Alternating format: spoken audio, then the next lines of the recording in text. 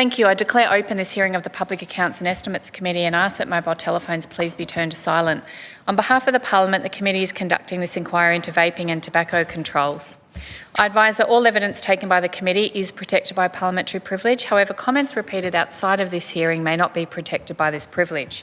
Witnesses will be provided with the proof version of the transcript to check, and verified transcripts, presentations and handouts will be placed on the committee's website. I welcome the two representatives from Philip Morris International. For those of you following the hearings via the broadcast today, please note that the representatives from Philip Morris International are appearing without vision at their request for security reasons. Witnesses, I'm going to invite you to make an opening statement or presentation of no more than 5 minutes, after which time the committee will ask you some questions. So I'm going to hand over to you. Thank you very much, Chair. So this is witness one. Philip Morris thanks this committee for the invitation to give evidence before it today in relation to this important inquiry. We're a legal, taxed and regulated participant in only legitimate tobacco products and a legal and regulated participant under the federal government's therapeutic vaping model, having operated within that model since the 1st of October 2021. We're committed globally and in Australia to youth access prevention. Minors should not use any tobacco or nicotine-containing product and do not market or sell products to minors. This is beyond question. We're here today to urge the committee to take practical action against Victoria's illicit trade, which is now at dangerous levels and making our communities less safe. The illegal tobacco and vaping trade is low risk, high reward. It accounts for over 28.6% of overall tobacco sales in Australia, costs the community over $4.8 billion in lost excise, an additional $480 million in GST revenue. The federal government's own impact analysis into vaping reforms estimates that 90% of Australia's market is illegal. There is no other legal product category, and certainly no other therapeutic product where this is the case. It was reported in February this year, organised crime bosses have now snared $1 billion plus windfall in 3 years from the illicit tobacco racket.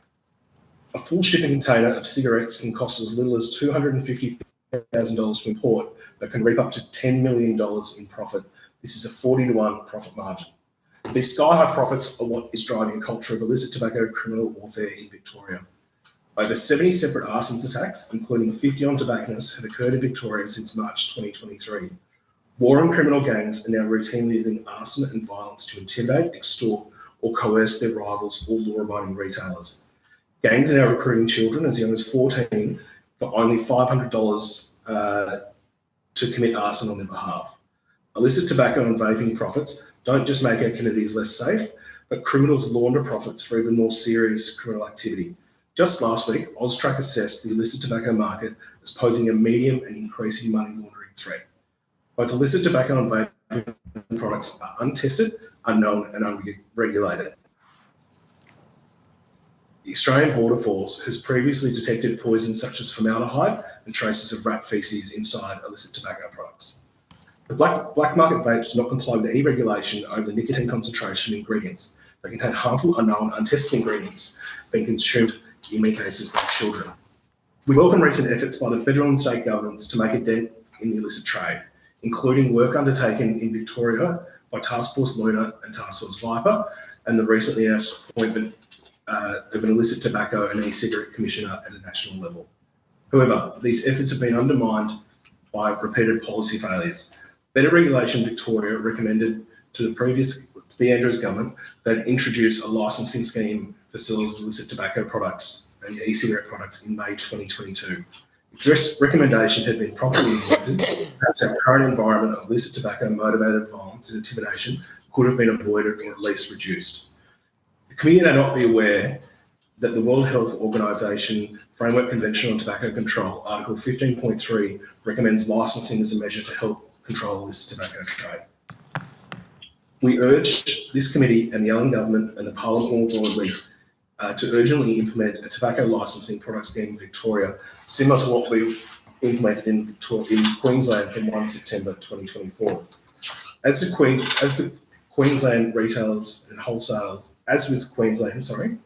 retailers and wholesalers in Victoria should be required to show they're a good character and a fit and proper person test applied before obtaining a retail licence. Similarly, South Australia, Western Australia, the Northern Territory and Tasmania also have their licensing schemes efforts to tie character and fitness to the requirement to obtain and retain licences. Beyond licensing, other states are moving further ahead in combating illicit tobacco. Queensland is in the process of strengthening its tobacco legislation to broaden supply and possession offences and activities and provide additional powers such as interim closure orders and injunctions against recidivist operators. We strongly encourage the committee to recommend similar changes to the Victorian Tobacco Act. South Australia recently announced that it would be transferring licensing enforcement to its Consumer Services Division, freeing up its Health Department to focus its efforts on tobacco harm reduction. Parallel to a licensing scheme, enforcement of licensing should be transferred to a regulatory body with the appropriate expertise in this area. At the moment, there is also a significant discrepancy between state and federal penalties for possessing and retailing illicit tobacco. This gap should be addressed so criminals do not go jurisdiction shopping and take lenient penalties under state legislation. Thank you for the opportunity to again appear before this committee today, and we welcome your questions. Thank you, Witness 1. We're going to go straight to Mrs MacArthur. Thank you, Chair, and thank you, Witness 1 from Philip Morris. Is Philip Morris still one of the primary legal tobacco suppliers in Australia? Thank you for the question. So, three major tobacco suppliers in Australia are currently Imperial Brands, British American Tobacco and Philip Morris, making up roughly 98% of the legal market. I think what's important to reflect though now is that 30% or roughly 30% of the entire market now is also captured by illegal operators. We're talking about significant transfers of legal revenue, and I don't mention that in the context of the impact on our business, but when we're talking about the sheer volume of funds that are being transferred across to black market operators, it's not insignificant. I note, member, that having undertaken some analysis really just across local government areas in your own part of the world, obviously Western Victoria, Q1 2023 versus Q1 2024, sales across those local government areas have reduced by roughly $12 million in a 12-month period. This is not down to people stopping smoking. This is down to the explosion in black market. Thank you, Witness 1. I'll go to my next question. Do you manufacture tobacco products in Australia, or does Philip Morris act as a wholesaler and importer of your parent company's tobacco products and brands? Yes, that's right. So we ceased manufacturing in the mid-first decade of the 2000s, and we're a wholesaler. Okay, so what share of the wholesale market do you control? So our market share is roughly in the vicinity of 30%. Okay. Does Philip Morris produce vaping and tobacco pouch products? So Philip Morris globally, and I guess I reference that I'm here today as a representative of Philip Morris Limited, not to be confused with Philip Morris International, which is we are an affiliate of. But yes, Philip Morris does either directly or indirectly produce vaping products, which, as I referenced in my opening statement, we provide as a wholesaler into pharmacies in Australia under the therapeutic model. In relation to nicotine pouch products, yes, as well. That is products that we provide. I think what I'd like to note, and obviously members of the committee may be aware that we've certainly seen those products which previously, they're classified as Schedule 4 therapeutic products, which is how nicotine is classified under the federal government's the Therapeutic Goods Act and the Poison Standard. So they're not available per se. There's no products under that category on the Australian Register of Therapeutic Goods. However, what we are seeing is illegal nicotine pouches starting to show up in the same retail environment where illegal vaping products are. We've also sought to get ahead of this. We engaged directly with the Therapeutic Goods Administration in relation to this. We supply domains of websites that are selling these products illegally.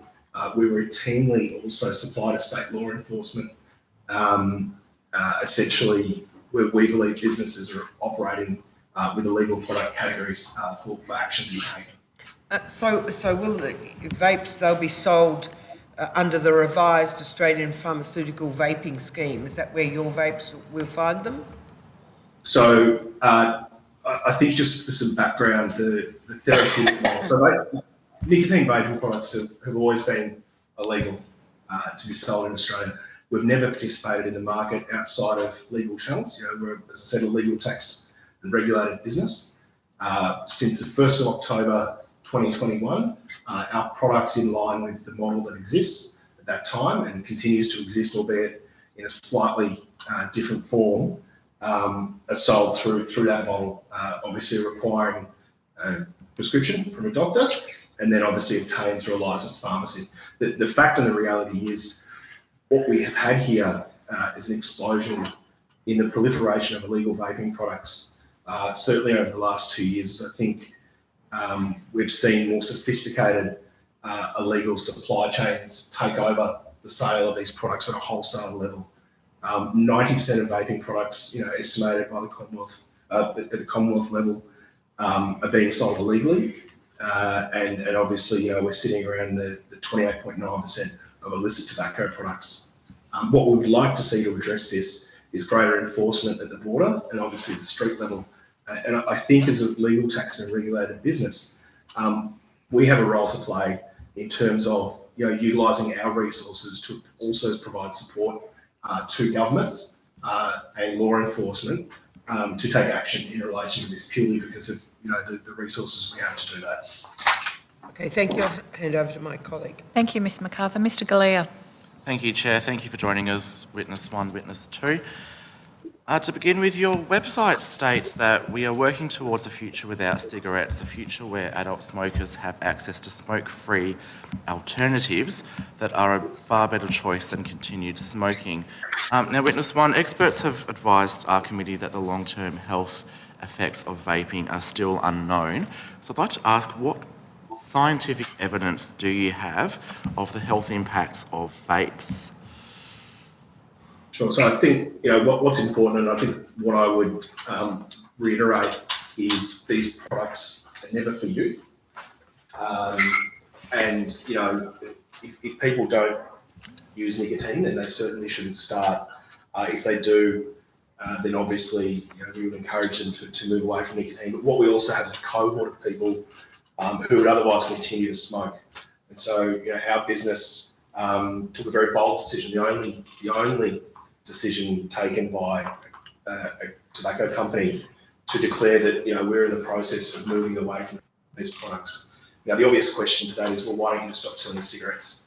The reality is that tobacco products are regulated, they're legal, and we'll operate in that whilst ever, particularly there's not a viable model to move away from that. In terms of the evidence base, I would be happy to provide that as it relates to our products to the committee on notice, because it's for the benefit of providing a wholesome response. Thank you. I guess what I would add to that answer is a part of the process that we are required to undertake to make our products available through the therapeutic vaping model, Therapeutic Goods Administration. We're required as a business to satisfy a character test to obtain an import license for these products. We're required to undertake a notification process through the TGA, which then essentially makes declarations around the ingredients in our product, and also to ensure that the products don't have banned ingredients.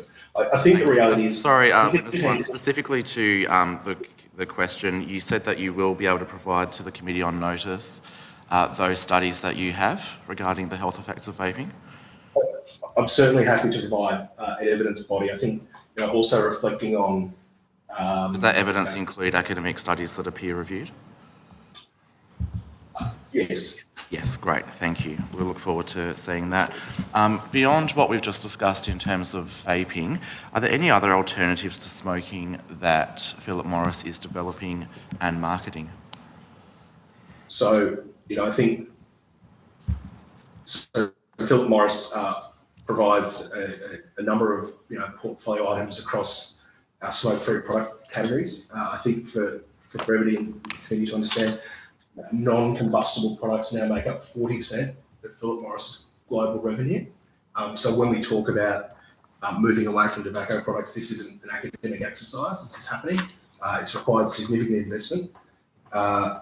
And so we have a heated tobacco product. I'm hazard to use brand names for a number of reasons. We also provide nicotine pouches, which I just mentioned to the previous member, is something that obviously we're starting to see show up illegally in Australia. We're seeking to work with regulators and enforcement bodies to make sure that any product, any nicotine product that's sold here, complies with laws like our business does. Thank you. So basically just vaping, is that correct? So we have liquid nicotine vaping products, so what you would traditionally understand to be a vaping product. So it's a pod-based system, which I think the TGA recognise pod-based systems as the most appropriate to be provided into the market rather than free-based nicotine and nicotine salts, which there has been issues in the community before. Obviously, it's been the subject of various reports. We provide a heated tobacco product, which is a product that contains tobacco leaf, but is activated not through combustion, so not set on fire. It's heated and produces an aerosol. And then we also provide nicotine pouches as well, which are a product that has been around for many, many years, including snus as well, which has been been around for many years in the Nordics, for example. Thank you. And what evidence, if any, does Philip Morris have that shows that vaping can actually lead to smoking cessation? And if you do have, I'll ask you again, any such studies, if you can please provide them to the committee and ask if they're also peer-reviewed. Thank you. So I think I would like to be very clear here. The Commonwealth Government has stated by making vaping products a therapeutic product for smoking cessation, that these are smoking cessation products and therefore provided under that regime. As I stated earlier, our products are obviously, they're available in other markets, differently regulatory environments and the like.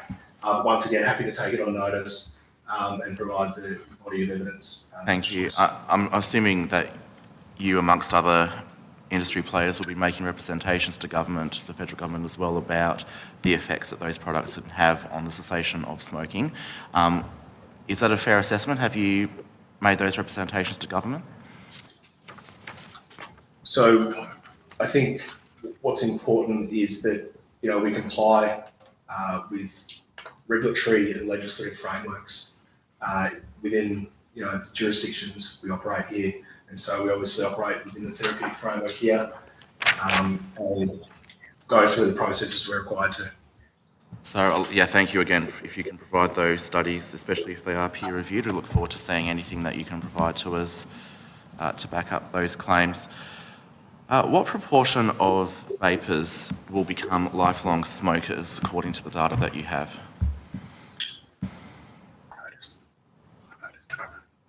So obviously I understand that this has been data that's been produced in other forums for other researchers. Certainly that's not something I have at hand. I'm aware of studies produced by the ANU, and I would refer you to that in terms of data that exists in the public domain. So there's no research at all that Philip Morris has done into what proportion of vapers will become smokers? That's not something that's of interest to you?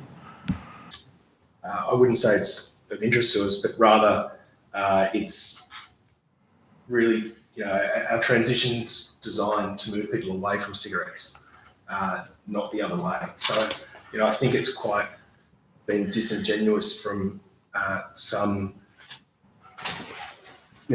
various public comments from others that, we're designing these products to get people hooked on cigarettes when these are products that we've provided as a product for those who wish to move away from cigarettes, but who may otherwise not quit nicotine. And in light of those concerns that you've just referred to, what steps do you take to ensure that vaping products aren't used as a gateway to cigarette smoking? Well, as I mentioned, we operate under a very rigid therapeutic framework within Australia. There's various clinical interventions that happen throughout those steps. Importantly, there is other nicotine replacement therapies available, but this is a decision that the Commonwealth Government has made to make these products available through a therapeutic framework in Australia. So ultimately, would it be fair to say you say that you're complying with those federal regulations, and then there's no need to see any other effects, intended or unintended? Is that right? So throughout, therapeutic frameworks have rigid post-market surveillance requirements. If products are causing issues, obviously there's opportunities for patients to interact with their health practitioner. Thank you, but it may not be the appropriate intervention. But you're not currently doing any study to look to see if that is the case. We obviously within Australia we have a post-market surveillance process that if issues occur, there's the opportunity for, obviously, as I said, patients to come back through their doctor or through their pharmacist, and then obviously investigations are launched underway. Thank you, Witness 1. Thank you, Chair. Thank you, Mr. Galea. Mr. Puglielli. Thank you, Chair. Just back onto nicotine pouches. What proportion of your overall sales do they represent in Australia, and do you expect that proportion to grow in the coming years? So I can answer that, 0. So nicotine pouches are presently illegal to be sold in Australia. Obviously, they're treated as a therapeutic product. They've not been commercialised in Australia by Philip Morris. Where products are being sold, either our product or another product, as a part of our rolling investigation program, we seek to identify outlets both online and terrestrial that are doing those and share that information with relevant authorities. As I said, we take very seriously our commitment as a legal and regulated business, and certainly there is actions we take. Importantly, what we're seeing is a lack of enforcement, I think, is a first principle. It was very welcome when the Commonwealth Government, when the National Tobacco Strategy 2023 to 2030 was implemented into legislation last year. It was that there was progress being made that illicit tobacco, which previously didn't feature in 300 pages of legislation, now become one of the three or four cardinal principles of the bill. There was successful amendments in relation to the issue, the implementation of reforms to appoint an illicit tobacco and e-cigarette commissioner. These are welcome reforms. I would sort of cite in your own community and across the local government areas in Northeast Metro. Similarly with other members that I've cited, there's been a roughly, in the last 12 months, Q1 23 to Q1 24, transfers of sales to the black market, in the order of, in some instances, 38% within Darabin, for example. And so we're looking at roughly, once again, $23 million in a 12-month period, but just from one quarter, that's now in the hands of organised crime to really undertake more nefarious purposes. Thank you. Are there any plans from Philip Morris to introduce the IQOS heated tobacco product in Australia? No. Thank you. In terms of advertisements that are put out by Philip Morris, again, you've indicated that you're not seeking to target children. And nonetheless, if a child is exposed to your marketing material anyway, what steps are you taking to ensure that they're protected from that material? So Australia has incredibly strict provisions in relation to advertising and marketing.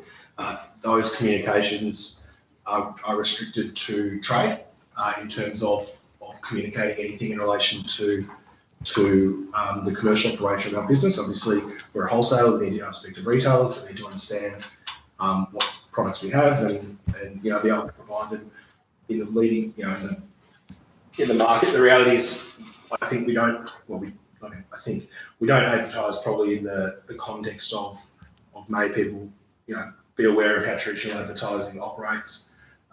We have very strict controls internally in relation to this in terms of global approaches. But I think, as a starting point, we operate, within the legal and legislative frameworks of the country that we operate in. But we do take it very, very seriously as well. I think there's been significant commentary in relation to the use of social media, and obviously where people can access that. Similarly, we welcome efforts from the Commonwealth Government to pull social media companies into line to ensure that inappropriate content isn't going across their platforms. Sure, but are there steps that you're taking to ensure that your materials aren't being presented to minors? Well, mentioning the country within Australia, we simply don't market in a way that it will get to children. It's information that's provided to retailers. There's an exemption that sits in what was previously referred to as the Tobacco Advertising Prohibition Act. There's an exemption that exists for us to be able to communicate with retailers, and there's really no other ability to do anything outside of that. Who are your future consumers? Thanks for the question. So, as I mentioned, that Philip Morris has really committed to a future beyond cigarettes. The business now, as I said, derives 40% globally of its revenue from non-combustible products. The business operates across the pharmaceutical space. It obviously operates across the non-combustible space. The reality is that these provide products to legal age nicotine users who would otherwise continue to smoke, but would also, may otherwise continue to smoke rather, were there not alternatives provided to them. I think that's the reality. I'm sorry, I apologise. No, all good. What political parties has you or your affiliates donated to in the last 10 years? So, sorry, what was the period? The last 10 years? Yep.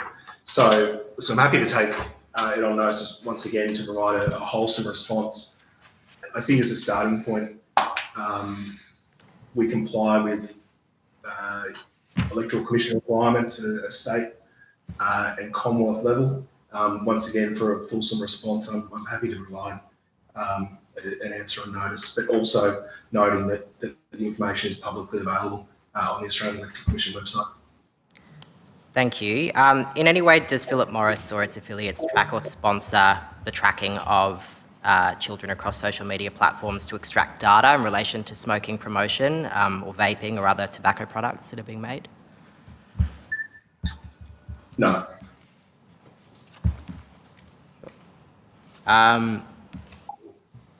I suppose, what confidence can you provide to the committee, given past statements that have been made by your organisation in relation to products and their health risks posed to the community, where over time we've seen those debunked? It's now quite canvassed, as you're indicating, we have to get away from cigarettes. What assurance can you provide to this committee that what you're telling us is factual and offered in good faith? Well, thank you for the question. We're a legal, tax and regulated business that operates within the legal and regulatory frameworks in the countries that we operate in. I think obviously we're assessed on our performance against, not breaching those confidences that exist under laws, national laws that exist. And so, as I said, and the reality is what we have today, and yes, obviously we're here representing Philip Morris and speaking in that regard, but I think we shouldn't also lose sight of the fact that there's violent criminals that now provide 30% of tobacco products, making billions of dollars, with no regard to what's in the products, who they sell them to, or how those funds are then used for other much more nefarious purposes. Thank you, Chair. Thank you, Mr Puglielli. We'll go to Mr Tack. Thank you, Chair. My question goes to the impact that nicotines have on the developing brain. Is nicotines addictive? So thank you for the question. So once again, as a starting point, Yep. nicotine products are not for youth, and they should not be used by youth. In relation to the science has clearly established that nicotine, is an addictive product. But I think just to really re-emphasise that these nicotine-containing products are not appropriate for youth, and we don't provide products, obviously, in that form. But I think once again, taking a step back, we now have 90% of vaping products. The vast majority of them being mislabelled, by the way. We have 30% of tobacco products being sold by people that do not care who they sell products to. And that includes youth or what's in the products. So, youth vaping is a result of a black market that exists.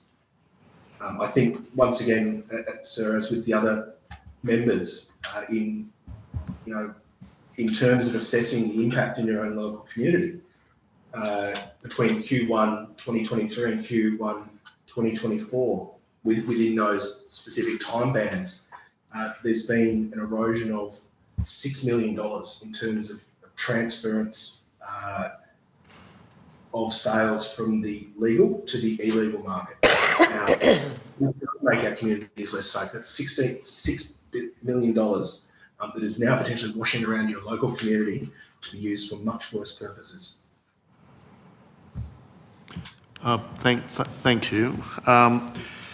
In terms of tracking, or how does Philip Morris track or sponsor the tracking of children across social media platforms to extract data that promote smoking, vaping, and other tobacco product to them? So, as per my last answer, that is not something that as per my last answer, that's not something that occurs. Witness one, can I just jump in?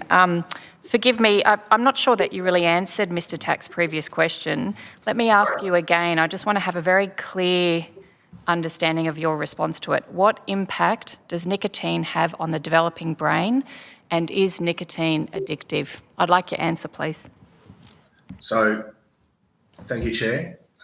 As I said, I think the science is clearly established that nicotine is addictive. In terms of the impact on developing brains, that is also something that is established.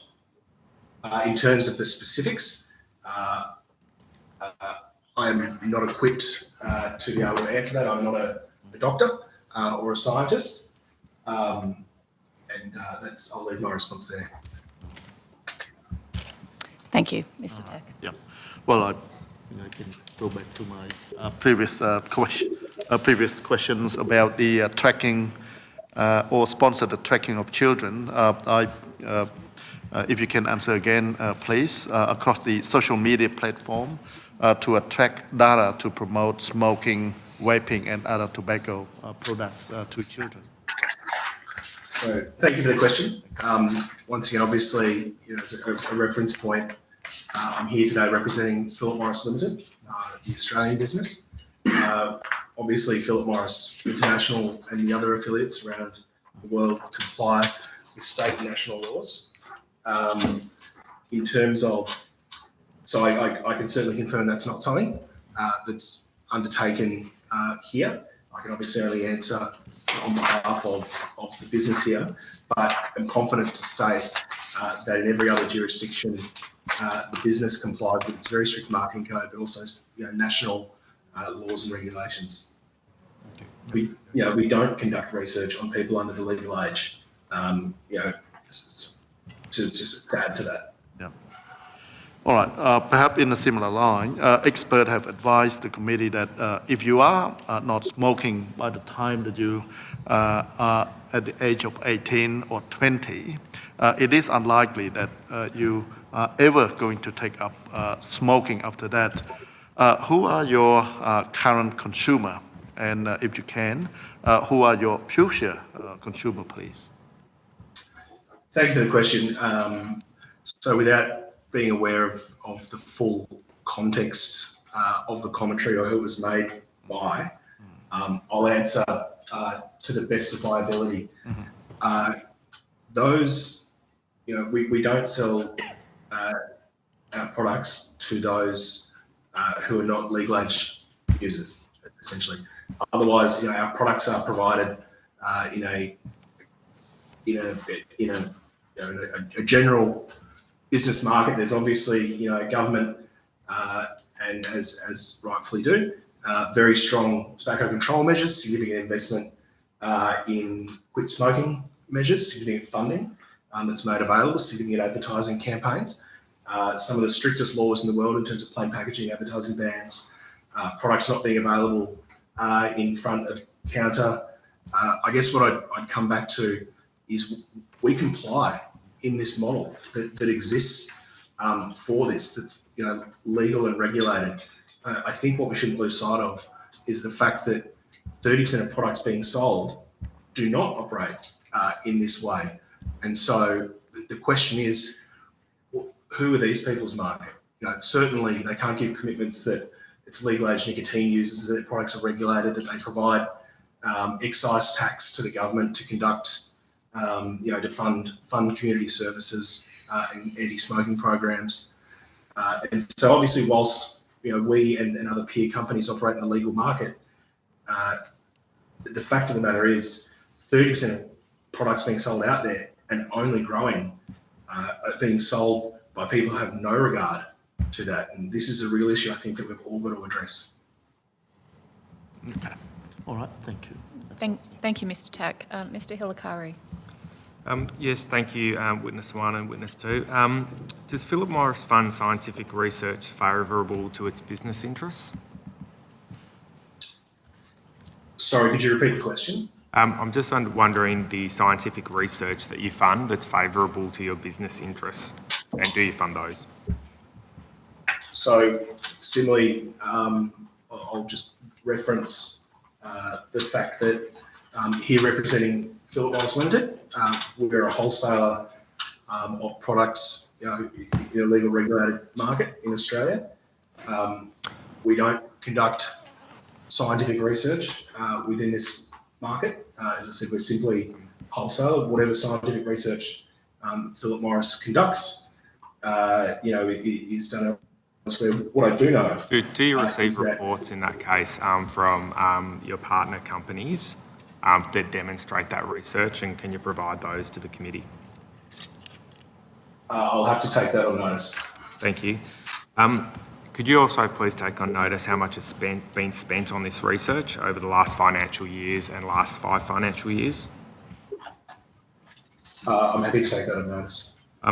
And when there's funding of research, particularly through partner organisations, have you been disclosing this funding?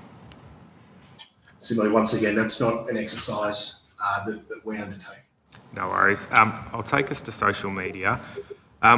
Philip Morris, have you been using, as an organisation, social media to advertise tobacco products, and can you provide examples of the types of advertising that is? So certainly, and once again referencing from Philip Morris Limited's perspective, it's very strict laws in Australia. We certainly don't undertake those activities. Do any Philip Morris's partners do that advertising into Australian markets? Into Australian markets? Yep. Not that I'm aware of, no. Okay. I just want to take you to your statements around therapeutic basis of vaping. So is your evidence that Philip Morris has developed the vaping market in response to the therapeutic basis of the federal government's actions? I'm really surprised with that statement, but is that what you stand by? And sorry, listen, I'm happy to take a look at the Hansard when it's produced. We operate within this model. Our products have existed before the implementation of this model. But we provide, we operate, we always comply with the laws that exist. And so there is a legal framework that allows products that receive a notification from the Therapeutic Goods Administration that for wholesalers and distributors who receive an importation license and then receive an importation permit to be able to provide products through the therapeutic framework. And so you developed vaping in response to those announcements by the federal government and the Therapeutic Goods Administration? No, and apologies if there's any confusion. Our products have existed prior to, within the global sense of our business, prior to the implementation of this model in 2021. What we did is make a decision would be to provide them under this framework. We previously didn't provide them into the market, given the illegality of the provision of nicotine products. But once again, what we know. So there's a very small number of businesses operating within this legal therapeutic pathway. As I cited earlier, the Commonwealth Government assessed that 90% of products are being sold illegally. We're operating within a framework that has clinicians, pharmacists. The other 90% have criminals and bad actors running the show. And so, we hope more than anyone that efforts to clean up this black market are successful. As I said, we regularly supply law enforcement with information where we've identified that illegal activity is happening. In the case of nicotine pouches, it's a matter of public record that we've provided information to the TGA in the hope that they would once again step up and continue enforcement activities. We are doing the right thing, I guess. And the reality is what we have in the illegal tobacco market and the illegal vaping market is overwhelmingly people not doing the right thing. And the fact of the matter is this requires significant step up in enforcement action to ensure that we get these products. I'll come to enforcement and that regime in a moment. Just in terms of nicotine pouches, are they safe for use by consumers? Nicotine pouches, so I think first of all is the starting point. They are not available legally in Australia. I understand that, but are they safe to use? So the starting point is if you don't use nicotine, you shouldn't start using it. But if you smoke and you would otherwise continue to smoke, then there is other nicotine products available, including nicotine replacement therapies. Obviously, where our products are made available, they're required, in terms of nicotine pouches, they're required to comply with local laws and regulations. So quite clearly, that's an assessment that's been made by regulators within other countries. Once again, just to reiterate, obviously here, in terms of speaking on behalf of Philip Morris Limited, for the business we undertake within Australia. So are they safe? Quite clearly, they're products that regulators in other markets allow. Okay. And vapes, are they safe to use by consumers? So once again, if people don't use nicotine, and more so the case, youth should never use nicotine. Quite clearly, Commonwealth Government's made a determination here that vaping products have a role to play in moving people away from cigarettes. Okay, I'll move on. In terms of your products and avoiding the use by those people who are under 18, how do you track your products to make sure that under 18-year-olds don't use them? So is this in reference to vaping products or tobacco products? Both. So obviously, as a legal taxed and regulated operator within the tobacco space, we comply with very strict laws. If there's a failure at retailing, if it's something we become aware of, similarly, that's something that there needs to be enforcement action taken on. We do not condone sale. Have you become aware of a failure of a retailer and reported that to authorities? in supplying So- nicotine products to an under 18-year-old? Listen, I'll have to take it on notice That's okay. specifically. No, thank you. But quite specifically, where we become aware of, particularly those who are operating in the illicit market, we know that people who sell illicit are less likely to comply with laws.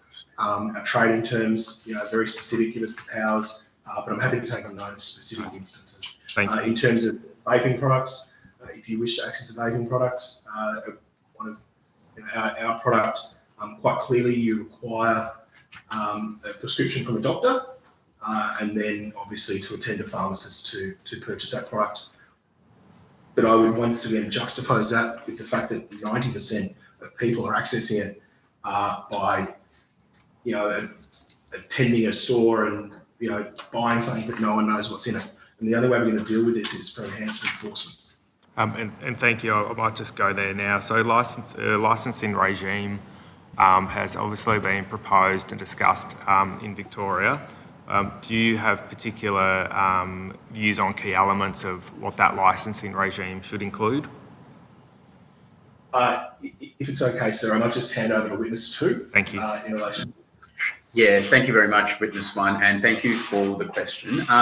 So certainly we've seen different jurisdictions around the nation. They all, most of them have very specific requirements in terms of licensing. And what they do is that they either provide a requirement for a positive, fit and proper person as a character test to obtain or retain a license, or what other jurisdictions do is by virtue in their regulations through requiring a national police certificate, they require that persons maintain fitness and propriety to be able to retain a license. So we think that that's especially important. So if we look at the ACT, for instance, there are requirements in there that a license is not to be granted or renewed if an applicant is disqualified from holding a tobacco license under a disciplinary order.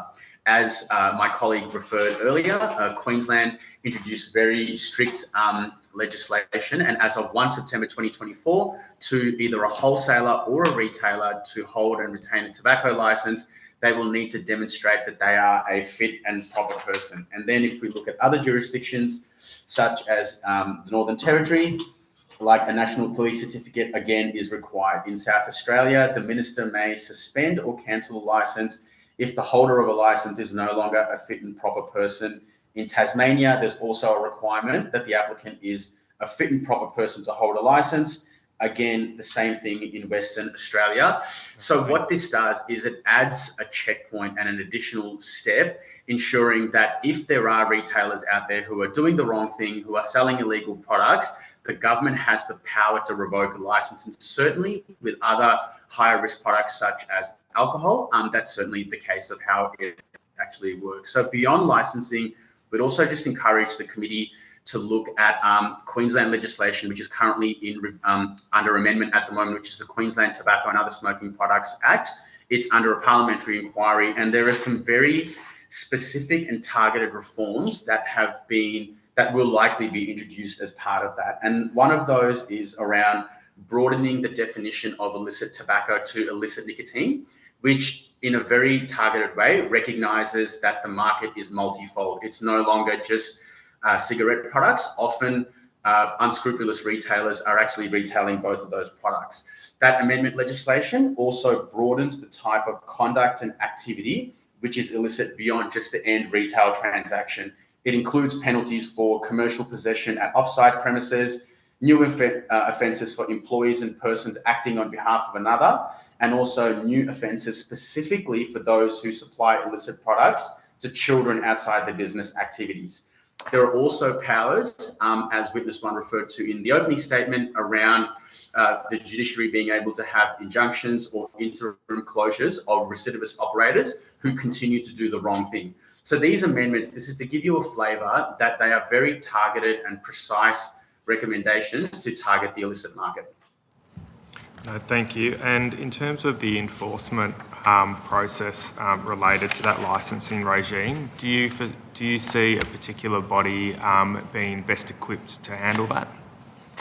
Yep. So the only comment that I would make there, probably not appropriate for us to comment as to a very specific enforcement body as such, but South Australia provides a very good recent example, whereas the government there recently stated that they were going to move licensing enforcement into their consumer and business services division away from South Australian Health, freeing up South Australian Health to focus on harm reduction, community education, and we also note that Victoria Police, in evidence to this inquiry, has also commented that their focus should really be on disruption of organised crime and that specific aspect of it.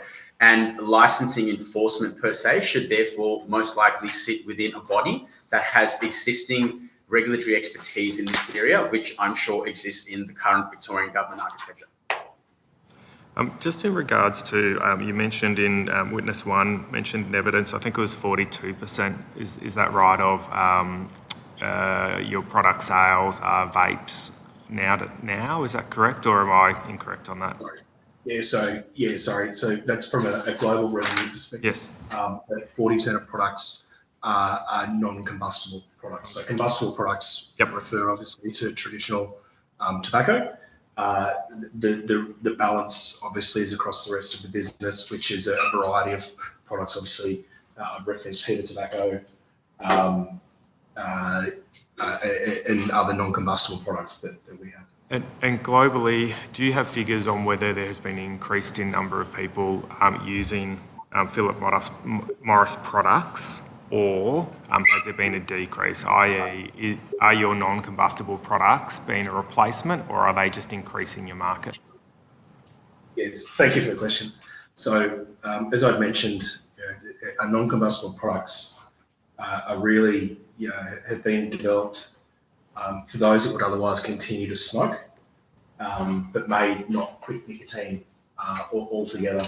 So we know that there's been a significant number of smokers transition to non-combustible products, which are available, obviously not in this market, and the like. So I hope that answers the question. Thank you. Mr. Hilakari, we're just going to go back to Mr. Galea briefly. Thank you, Chair. Thank you, Witness 1 and 2. You're probably aware that in recent days and weeks there's been a revelation that from your Japanese sister company, Philip Morris Japan, that they were secretly funding a number of studies as well as life science consultancies in order to network with scientists, academics and policymakers.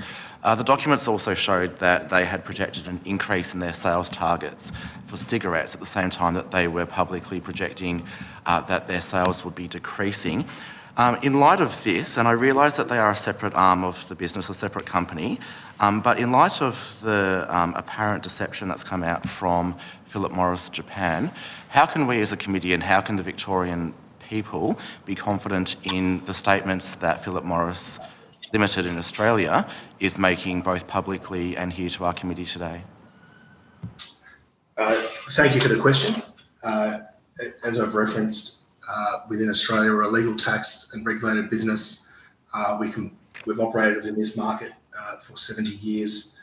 We comply more so than virtually any other industry with significant Commonwealth and state legislative and regulatory requirements. We have a notification process that we've undertaken through the Therapeutic Goods Administration. We're obviously, operate with Border Force in terms of the importation of our products. Listen, I understand the scepticism. I do. And, what I would flag is that our actions, and I hope we're today, by the efforts that we undertake working with law enforcement across jurisdictions, the fact that we are ones calling for stricter regulatory standards, not more lax regulatory standards. We support a licensing model. We support, obviously, the way, however, the committee provides to proceed in terms of recommendations that's established. We seek to work with, as I said, the Therapeutic Goods Administration, to really make sure that we can remove bad actors from operations within this market.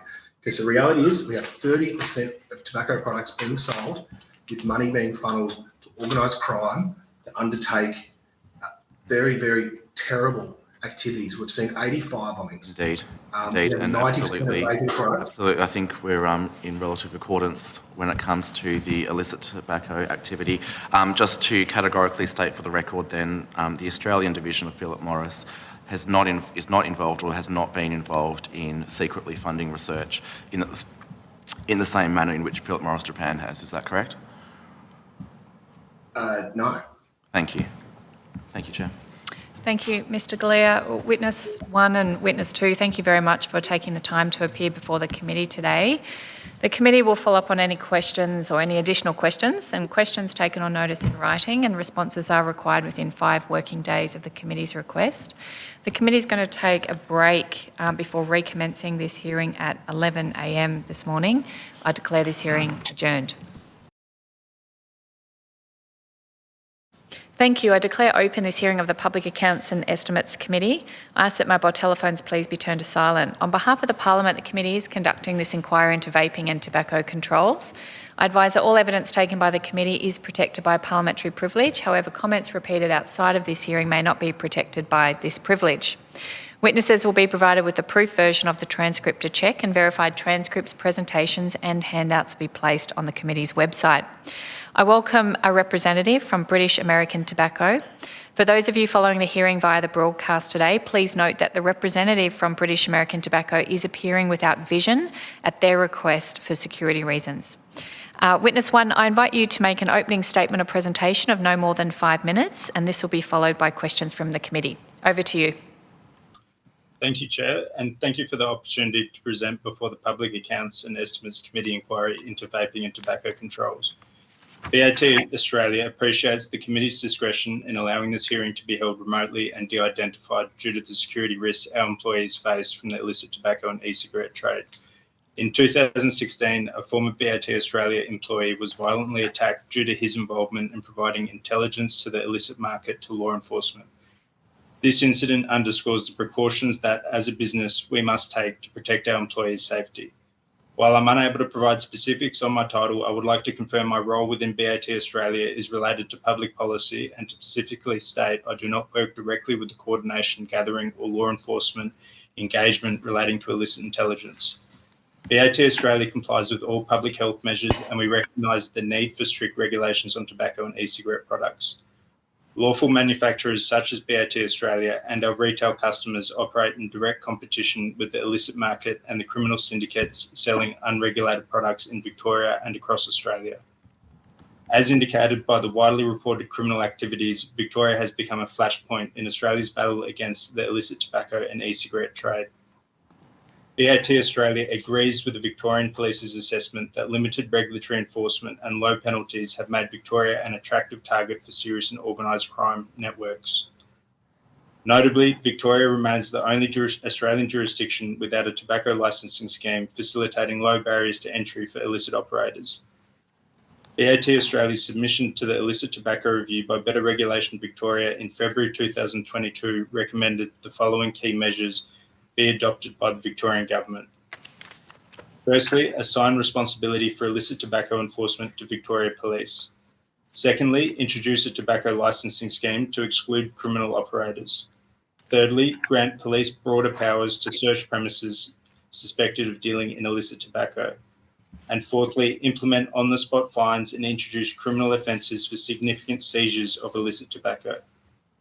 Our position regarding the recommendations has not changed, and we urge the Victorian Government to implement these reforms.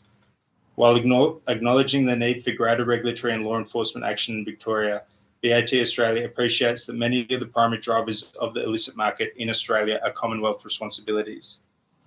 Drivers such as excessive taxation on legal tobacco products, which incentivises the illegal importation, manufacture and distribution of unregulated and untaxed products. The prohibition on legal retail adult sales of nicotine vaping products, which enables criminal syndicates to supply a growing and unregulated consumer demand. And insufficient Commonwealth regulation, enforcement and border control measures leading to minimal deterrence for illicit operators. These factors have resulted in market failure, a market failure where there is now over 50% of all tobacco and e-cigarette consumers in Australia purchasing illegal products. The Australian government has lost control over the nicotine market, undermining both public health and fiscal outcomes. Nicotine incidence is growing, despite the $12.5 billion write-down on tobacco excise in the most recent Commonwealth budget. While the lawful industry will continue to comply with all legislated public health measures set by Australian governments, without market control, these measures will not achieve their desired outcomes. I thank the committee for allowing me to make an opening statement, and I'm happy to answer any questions you may have about my statement or in relation to the committee's terms of reference. Thank you very much, Witness 1. We're going to go straight to Mrs MacArthur. Well, thank you very much, Witness 1 from BAT. Is BAT still one of the 3 primary legal tobacco suppliers in Australia? I thank the committee for their question, and yes, I can confirm we are still one of the 3 main legal suppliers of manufactured tobacco products. Thank you. Do you manufacture tobacco products in Australia, or does BAT act as a wholesaler and importer of your parent company's tobacco brands? I thank the committee for their question. BAT Australia ceased manufacturing in Australia around 2015-16 following the end of tobacco growing in 2009, and so we are an importer and distributor. Of your parent company's tobacco brands? That's correct. Yes, thank you. What market share of the Victorian and Australian wholesale markets does your company hold? I thank the committee for their question. It would be in between 30 to 40% of the Australian market share. Does BAT produce vaping and tobacco pouch products? I thank the committee for their question. In Australia, BAT Australia does not sell any nicotine vaping products for retail sale or nicotine pouches for retail sale. Outside of Australia, in countries where the laws permit BAT companies to do so, we do sell those products. Thank you. Experts have advised the committee that the long-term health impacts of vaping are unknown. Do you have any scientific evidence of the health impacts of vapes?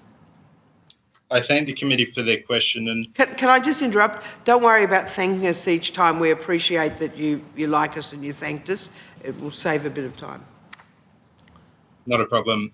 And so BAT Australia and the group is clear that vaping is not risk-free, which is why our position remains that if you don't smoke or don't vape, don't start. In terms of BAT's position around vaping, I think it is best reflected in other comparable countries. In terms of the Canadian government, who states completely replacing cigarette smoking with vaping will reduce your exposure to harmful chemicals, and that vaping is less harmful than smoking. The United Kingdom government states vaping is a fraction of the risk of smoking and at least 95% less harmful and of negligible risk to bystanders, yet over half of smokers either falsely believe that vaping is harmful as smoking or just don't know. Or the New Zealand government, where the Health Ministry considers vaping products could disrupt inequities and contribute to smoke-free 2025, and that the evidence on vaping products indicate they carry much less risk than smoking cigarettes. Or the United States government that have previously stated e-cigarettes expose users to fewer harmful chemicals than burned cigarettes. So does BAT have any intention of developing vaping products? If your main product goes out of market, nobody wants to smoke a cigarette, or are you going to go out of the nicotine business? We do sell vaping products in countries that permit the lawful retail sale of those products. In Australia, due to Commonwealth laws and the prohibition on the retail sale of nicotine vaping products, we do not sell those in Australia. Okay. Do you have any evidence that shows vaping leads to smoking cessation? From a BAT Australia perspective, we do not generate such evidence. I understand the group would be looking at similar areas, but I think in terms of what can be observed, and that's smoking incidents both in Australia and in comparable countries which do have the a regulated retail model for vaping products, and that is a decline in smoking incidents despite an increase in vaping incidents. And so just even at a population data level in Australia, based upon last year's Cancer Council Victorian report into incidents for the Commonwealth Government, vaping grew by 1.4% in 2018 to 8.9% in 2023, which is an over 500% growth, whereas smoking remained relatively stable at 12.3%, declining to 11.8% over the same time period. And these data sources are reflected in the UK, the USA, New Zealand as well. And so at a population level, there doesn't seem to be a link between the two. However, I will need to come back to the committee on further details as BAT Australia doesn't commission such research. Okay, thank you. BAT's mission is a better tomorrow that is smokeless. What is the smokeless world BAT is striving for? So BAT Australia is clear that combustible cigarettes pose serious health risks, and the only way to avoid these risks is not to start or to quit. Yet not every smoker is willing to quit, and we believe that for those smokers who are not willing to quit, satisfactory alternative sources of nicotine with lower health risks, such as vaping and other non-combustible tobacco products, should be accessible to smokers who may not otherwise want or choose to give up. Okay, so what evidence does BAT have that shows vaping is healthier than smoking tobacco? Again, BAT Australia supports the findings of other comparable countries which do state publicly that vaping products are a reduced risk product in comparison to combustible tobacco products. Okay, so you're just relying on other reports and data? To my knowledge, at a group level, we do undertake scientific research into our products. However, I don't have those details available to me. They are publicly available on our group website, but I'm happy to provide those to the committee. Oh, well, thank you very much. That'd be very helpful. Can you tell us what impact nicotine has on the developing brain? And so BAT Australia is clear that nicotine is addictive, which is why we believe the sale of any nicotine product should be age restricted and strictly controlled as an adult consumer product only. In regards to other research, BAT Australia does not undertake such research, but again, I'm happy to come back to the committee based upon research the group may have taken above market. Oh, that'd be very helpful. Thank you very much. You might also be able to tell us, is nicotine addictive, and do you have evidence of that you might be able to supply the committee?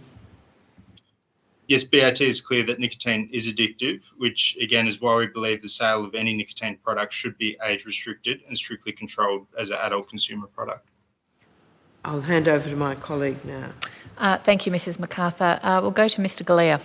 Thank you, Chair. Thank you for joining us, Witness One. Just to begin with, how does BAT use social media and other marketing such as different flavours, colours or design to market your tobacco products? Thank you for your question. BAT Australia complies with all Australian laws, including the prohibitions on tobacco and e-cigarette advertising. As outlined previously, BAT Australia does not sell any nicotine vaping products within Australia at a retail level. Thank you. You sell non-nicotine vapes though, is that correct? No, that is not correct. After the recent legislative measures implemented by the Commonwealth Government, as of 1 July this month, we ceased the sale of all vaping products. Thank you. And prior to that, you did sell vaping products? Zero nicotine vaping products, that is correct. Yeah, thank you. And in terms of the branding for that, would it be fair to say that they were often branded with lots of bright colours, different flavours, things like that? Is that fair to say? And so BAT Australia's position was to use no cartoon imagery on packaging devices or pods, only to have adult orientated flavours, for example, no candy, dessert or energy drinks, and simple flavoured descriptions. And as well, measures, I think when you can compare them to what is currently available in the illicit market, which I've seen illegal products designed as Game Boys, or as the Federal Health Minister has identified, with unicorns on them and cotton candy flavours. BAT Australia's products that were sold through as a zero nicotine product did not contain any of those product designs or features. Thank you, that's good to know. And would those products have been marketed on social media? I thank the committee for their question, and no, BAT Australia does not market or had not market in accordance with the federal prohibitions on tobacco and e-cigarette advertising. Thank you. So was there any marketing done at all for those products? Or was it just through retailers? There was a website, to my knowledge, which has subsequently been taken down based upon the latest prohibitions on tobacco and e-cigarette advertising, but there was no direct-to-consumer marketing outside of the retail universe. Thank you. And just to expand on that, and you've been quite clear on the Australian side of things, is that the policy for British American Tobacco outside of Australia as well? In terms of product or marketing? In terms of both product and marketing, firstly, do nicotine vapes sold by BAT in other jurisdictions? With product, seeing as the product was developed from a group standard, I would be reasonably confident to say there is no cartoon packaging or images of such on packaging of products in other markets with a similar flavour descriptor convention being used.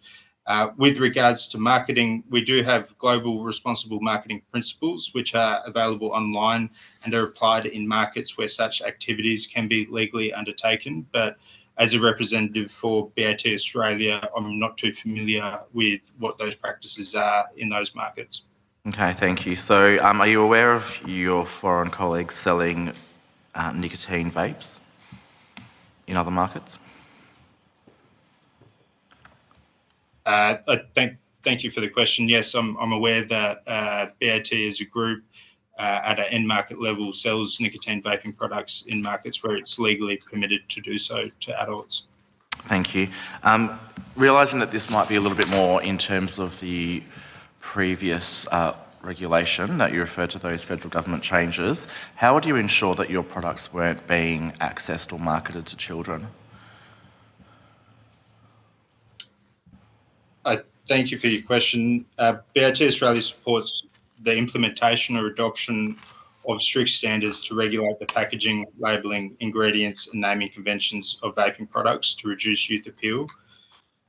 This is partly why we launched Responsible Vaping Australia in November 2022 to outline those measures needed to be implemented in Australia, particularly with reference to what products were available and are available in the illicit market. As I touched on previously, we do adhere to a global responsible marketing principles, and in countries where marketing is able to be undertaken lawfully, the group enforces those global principles in line with full compliance with the jurisdictional laws. Thank you. Can you talk to me about any work that BAT does in order of tracking the habits or usage trends of people on social media platforms to extract any data that show smoking, vaping or other tobacco habits, and any marketing that's done in that way?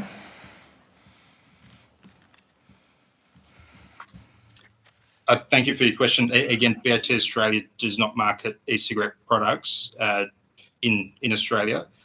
In terms of research, we do not undertake research on any related areas for those that are above 18 years of age. I'm not aware of any research of that nature being undertaken in BAT Australia. Thank you. Are there any products, nicotine or otherwise, in which you do market on social media? In Australia, no. No. Okay. In terms of nicotine or otherwise, forgive me, we do, BAT Australia is a distributor of a beverage that is marketed. Would that be Ride Wellbeing shots? That is correct. Thank you. What's the reason why a tobacco company is invested in a wellbeing drink? Thank you for the question. In terms of it is part of our diversification beyond nicotine, to my understanding. I'm not closely involved with the distribution or sales of Ride. It is another entity that, to my understanding, we have a distribution agreement with. The other entity is within the BAT group of companies, but I do not directly work with that entity in Australia. Thank you. If you could take any details on that on notice, I'd appreciate it. And perhaps as well in a similar vein, do any profits or any revenue from these other products, such as Ride Wellbeing shots, are they used in any way to support research, marketing, production, or any other uses towards cigarette or nicotine production? Not to my knowledge, but I can come back to the committee with further detail. Thank you very much for that. I believe that's all I have for now. Thank you, Chair. Thank you, Mr Galea. Mr Puglielli. Thank you, Chair. Just back to tobacco pouch products. Given that you're British American Tobacco Australasia,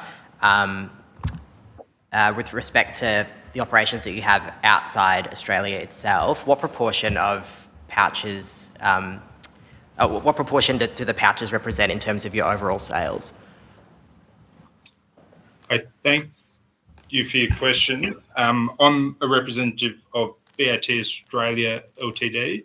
I understand there is another entity that sits above BAT Australia that operates over a number of markets, which I'm not employed by.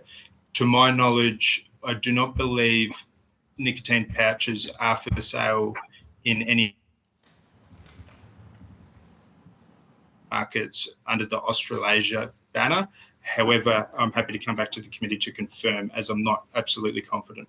Thank you, that would be much appreciated. I'd like to go to one of the questions that was just put to you earlier. Could you describe what you would term an adult flavour? It would just be good to get a bit of a breakdown, like what differentiates a flavour that you would deem adult from another flavour? Perhaps one that is less adult, in your words. I think it's in terms of what's currently in the illegal market and that's readily available, confectionery type of flavours or dessert flavours are clearly targeted at a certain cohort, which would certainly include underage consumers, which we believe should be prohibited outright and should be enforced. In terms of adult flavours, I would draw the committee to the New Zealand government's regulations around this area, which are factual based upon the descriptors of those flavours and the naming conventions that the New Zealand government permits for vaping products. So you've spoken about the illicit market just then. With respect to the legal market beyond Australia, would that imply that there are non-adult flavours being sold in other jurisdictions? To clarify, by BAT or by other entities? By British American Tobacco, yes. BAT views the flavour range in markets that permit legal sales as adult flavours. However, again, given that I work for BAT Australia, which does not sell any vaping products in Australia at this point in time, I'm happy to come back to the committee with further details. Thank you. Just with regards to Responsible Vaping Australia that you referred to earlier, I understand that a year ago The Guardian published a piece looking into a series of meta advertisements that were run promoting Responsible Vaping Australia. However, claims made that several of those advertisements didn't cite that it was backed as an initiative of British Americans Tobacco Australia. Could I just ask, how long were those advertisements, particularly from, say, the February campaign of last year, how long were those ads accessible to the public? Thank you for your question. And both the website and social media pages of Responsible Vaping Australia have always clearly stated that RVA is an initiative of BAT Australia.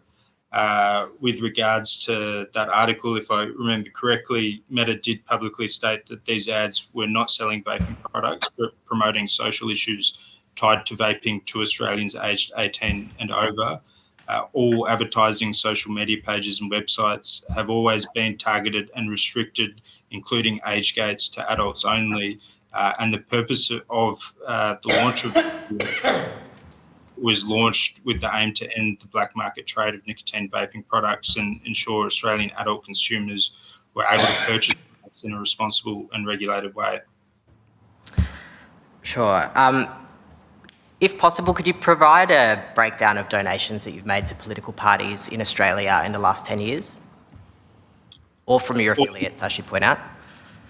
Yeah, all this information would be publicly available on the Australian Electoral Commission disclosure website. Happy to come back to the committee and pull those reports and provide it back to the committee. That would be great, thank you.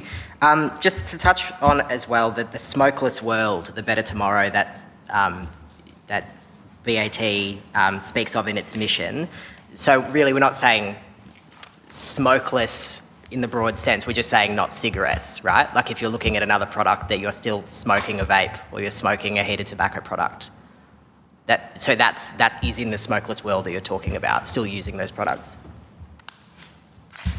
Yes, it's focused on combustible tobacco products which pose serious health risks, and so transitioning adult consumers away from combustible tobacco products, particularly those who aren't willing to quit.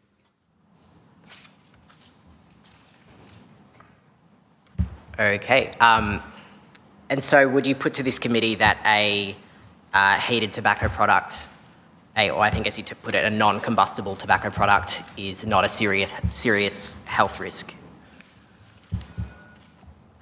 Thank you for your question. And no, these products are not risk-free, which is why BAT Australia's position is that if you don't use these products, don't start. Okay, pass back to the... Thank you, Mr. Puglielli. We'll go to Mr. Tack. Thank you, Chair. The committee have heard from experts that if you are not smoking by the time that you are 18 or 20, it is unlikely that you are ever going to take up smoking after that. Can you tell us, the committee, who are your current consumers? Thank you for your question. In Australia, BAT Australia sells cigarettes and tobacco products, and it's based on meeting the preferences of adult smokers with products that are lawfully manufactured and sold in compliance with all Australian laws and public health measures. Thank you for your answer. And who are your future consumers? Again, thank you for your question. And BAT Australia is based on meeting the preferences of adult smokers with products that are lawfully manufactured and sold in compliance with Australian laws and public health measures. Mm-hmm. How is BAT working to ensuring it has a profitable future?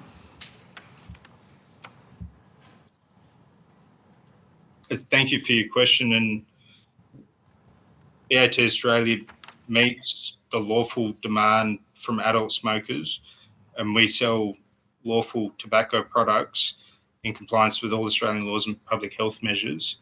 As we touched on earlier with the committee, BAT Australia, through a distribution agreement, is diversifying into non-nicotine products such as Ride, and there is measures at a group level to look at other categories as a fast-moving consumer goods business. And so that's the current position with relation to BAT Australia at this point in time. Thank you. Heard your answer for the previous questions. Understand that BAT doesn't conduct scientific research, but does BAT fund scientific research favorable to its business interests?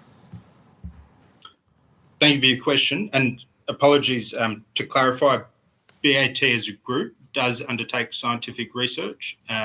This research is published on our group website, and I will provide the committee with this research as well. And so happy to provide that. At a BAT Australia level, we do not undertake scientific research, but I will make sure to provide the committee with the research that has been commissioned and published by the group, and that is available publicly.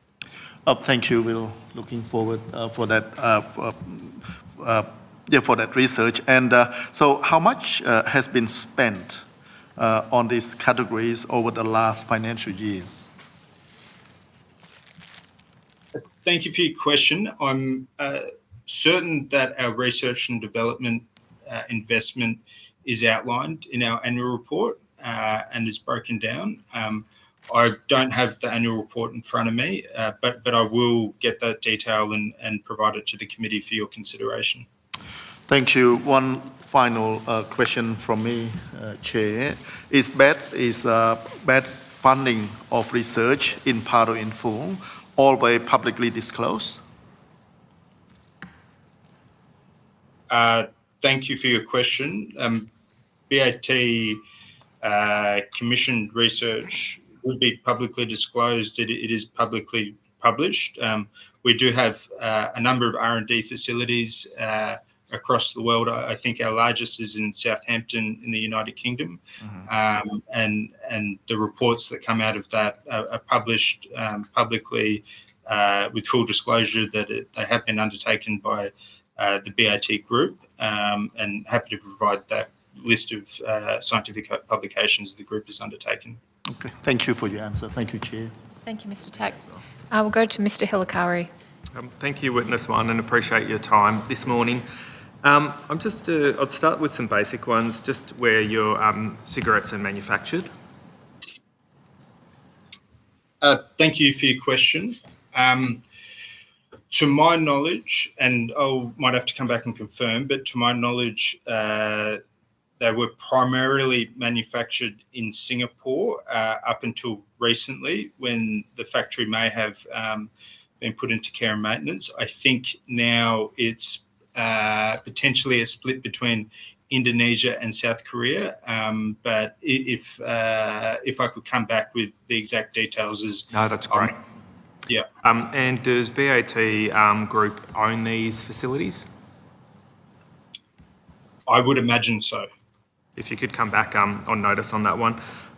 Does BAT Australia audit these facilities to ensure that no tobacco products are then entering the illicit market in Australia?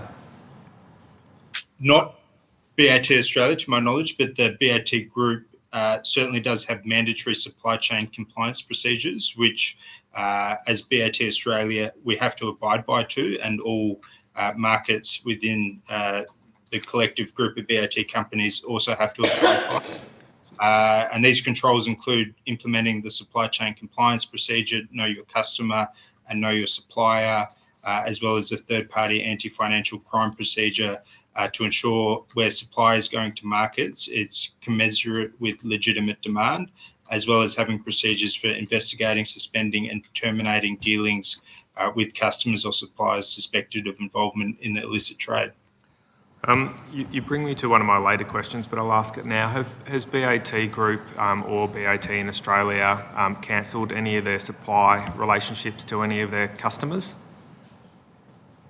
Yes, we have. To my knowledge, for example, in Victoria, I understand over the last 12 months, 55 retail customers had supplier agreements suspended or cancelled. And could you provide some details on what was the basis of that ceasing supply? Or could you provide them to the committee on notice?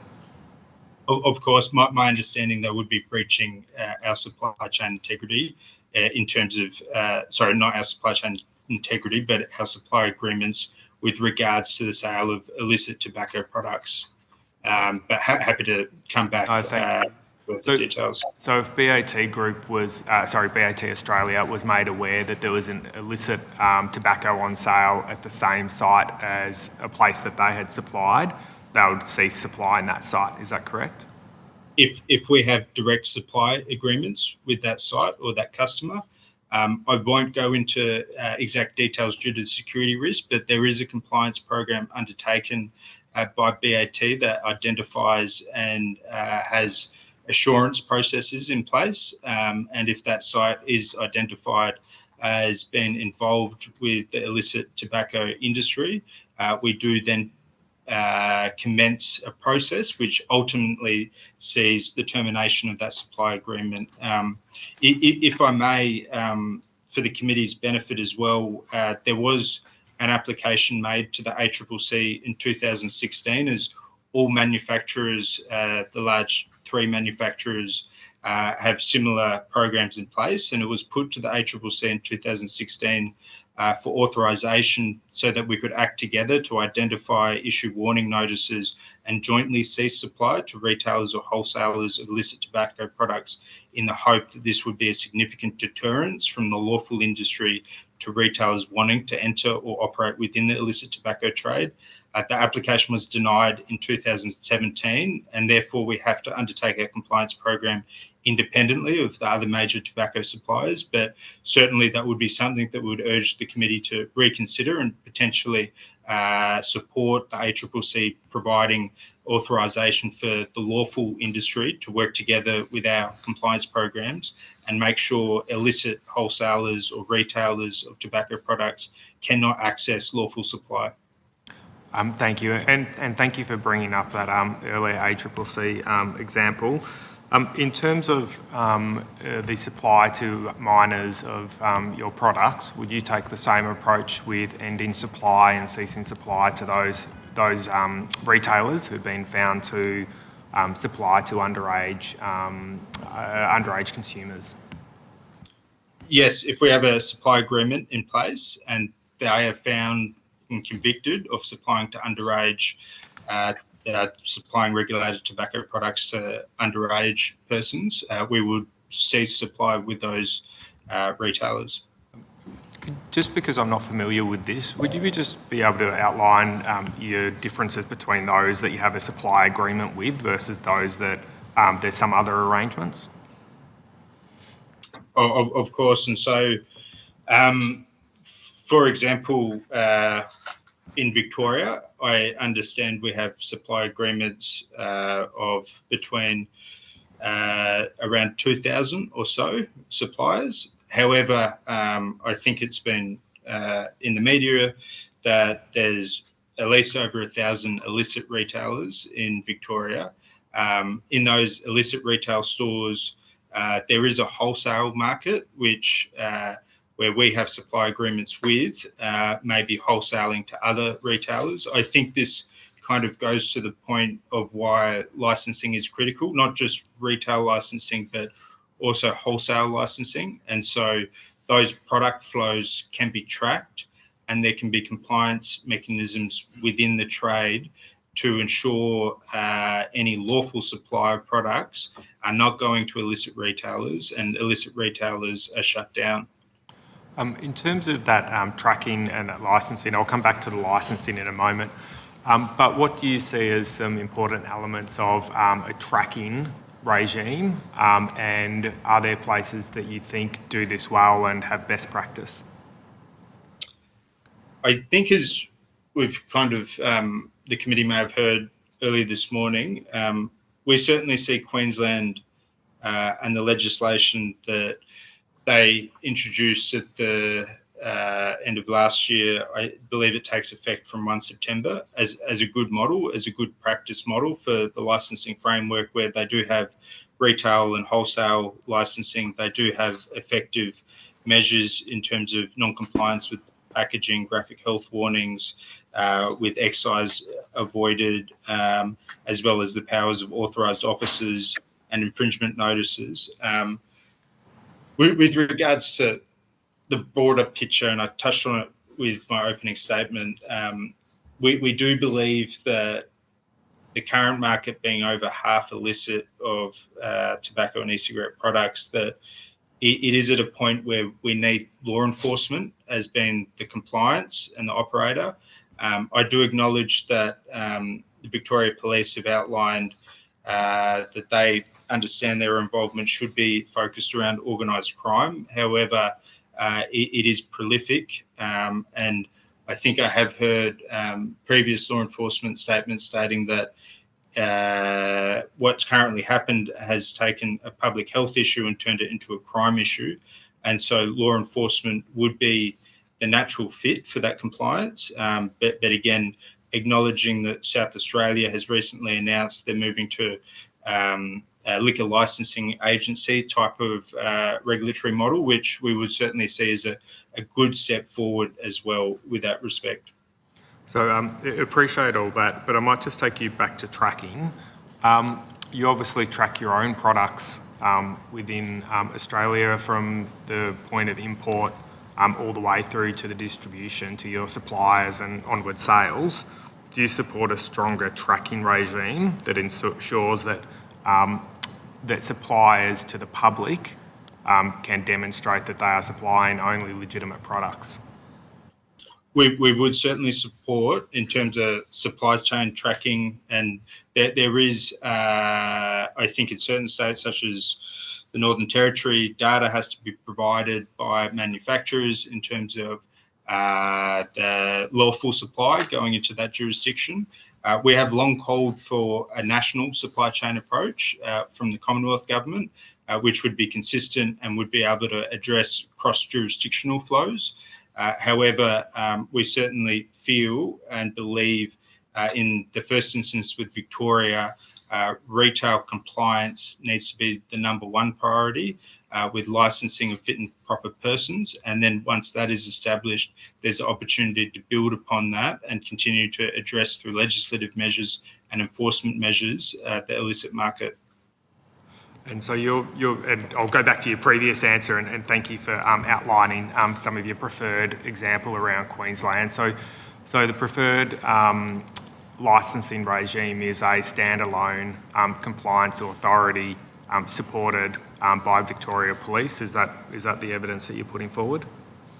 Yes, a co-regulatory model where police are certainly involved as authorised officers and undertaking that enforcement work. And so I think that there is good models with liquor licensing available. South Australia seems to be heading down that pathway as well, and would certainly urge the Victorian government to consider those. And in terms of beyond a fit and proper person test, what are some of the other elements that you see as important to the licensing regime? I think it's as well the legislative framework that permits efficient enforcement. And so it's making sure that there's penalties for the whole range of measures of non-compliance, whether that's plain packaging or graphic health warnings, and acknowledge that legislation is from the federal government, but having mechanisms in the state legislation to enforce that would be a very solid step forward. Making sure that below tax products, there's measures able to address that as well. Having infringement notices and the ability to shut down illegal retail sites where Queensland, for example, has introduced another bill in their state parliament that increases penalties, that provides authorities with the power to close illegal premises and clarifies physical locations. And so we're seeing the illegal market more and more so store non-compliant, unregulated products in vehicles and sheds. And so expanding out just the retail premises, but to the broader supply chain.